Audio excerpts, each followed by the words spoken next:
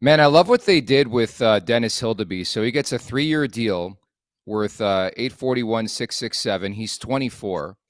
The first 2 years of this deal will be a two-way contract, which means he does not need waivers. And then 27, 28, it'll be a one-way deal. By then, he'll be 26. Like, they'll know what he is if he's still a Toronto Maple Leaf. Like, I think this guy's a valuable asset. He's coming off a disappointing season. He's made 6 career appearances in the NHL, 3.30, 3.16, 878. But again, with that frame, he's shown stints where it's like, shit, this guy's on to something. You remember a couple years back, like he was all the rage in this market last summer.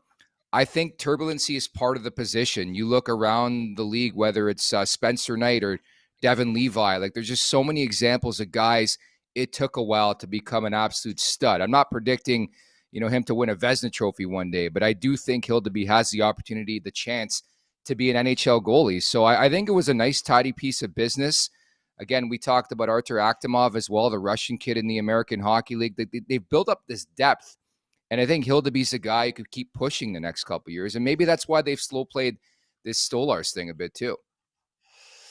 Yeah, depth is not something we're used to as far as prospects and guys coming down the barrel here in this market, but it is in the goaltending position. And yeah, I like this. I like this deal. It makes sense for Hildeby. Like, you just got 3 more years of guaranteed being a pro hockey player, and at the end of that tunnel, it's a guaranteed payday with NHL money, where they have invested in you and they believe in you. But the time is not right now, right? You can take a breath in that market and say, I can really go down and focus on being a pro, getting as good as I possibly can. They're not demanding that I do it right now. They've got their goaltenders in place that we just talked about, but he's got time to go down there and develop and see how good he can get. And then there's potential for him to step into the big boy club and make an impact and make a difference. But it's just a nice piece of business for him. And as far as Tree Living's concerned, you got your guy. He's not going anywhere. There's not a gun to his head. You're going to allow him to go down and develop. He's probably going to get some chances with injuries to pop in and out of the NHL and get a taste of it and get that experience and understand what it feels like. Everything's just set up in a way where this works for both people. So I think the contract makes sense. It's nice to see. You don't see it all the time, but they used to do that when I was playing a fair bit. 2-year deal, the second year is a one-way, stuff like that. So 3-year deal, last one's a one-way for this guy making NHL money. Of course, he's going to jump on that right now with his experience. And again, like I said, I think it makes sense for both parties.